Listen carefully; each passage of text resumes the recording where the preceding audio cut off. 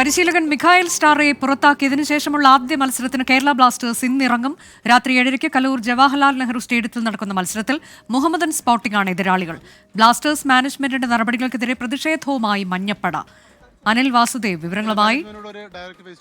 ഇപ്പോൾ ഒരു പ്രതികരണം വരുന്നുണ്ട്, അതിലേക്ക് സംസാരിക്കണമെന്ന് ആദ്യം മീറ്റിംഗിന് പറഞ്ഞിരുന്നു. പക്ഷേ ഇതുവരെ അതിനുള്ളൊരു സാഹചര്യം ഒത്തു വന്നിട്ടില്ല.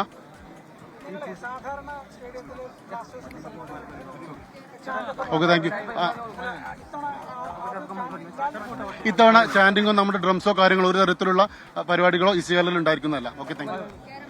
അനുജ ഇപ്പോൾ കണ്ടത് മഞ്ഞപ്പടയുടെ ഭാരവാഹികളുടെ പ്രതിഷേധമാണ്. അവർ ഒരു തരത്തിലുള്ള ചാൻസോ ഡ്രംസോ പോലുള്ള ഒന്നും തന്നെ ഉണ്ടാവില്ല എന്നാണ് പറയുന്നത്.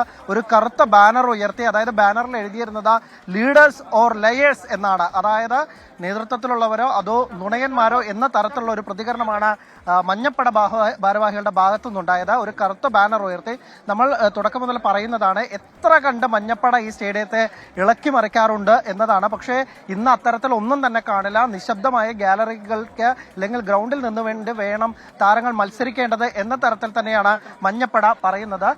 എന്തായാലും കണ്ടറിയണം, ഇനി ഗോളൊക്കെ നേടിയാൽ ഇല്ലെങ്കിൽ ഇനി എന്തുണ്ടാവും എന്നുള്ള തരത്തിൽ തന്നെ കണ്ടറിയേണ്ടിയിരിക്കും. എന്തായാലും മാനേജ്മെന്റ് മാറാതെ അല്ലെങ്കിൽ അവർ ഒരു തിരുത്തലിന് തയ്യാറാവാതെ ഈ പ്രതിഷേധത്തിൽ നിന്ന് പിന്നോട്ടില്ല എന്നാണുള്ളതാണ്. ഒപ്പം തന്നെ പല കുറി അവരോട് ഇക്കാര്യവുമായി ബന്ധപ്പെട്ട് സംസാരിക്കാൻ ശ്രമിച്ചിരുന്നെങ്കിലും അത്തരത്തിലുള്ള ഒരു അവസരം ഇതുവരെ കിട്ടിയില്ല.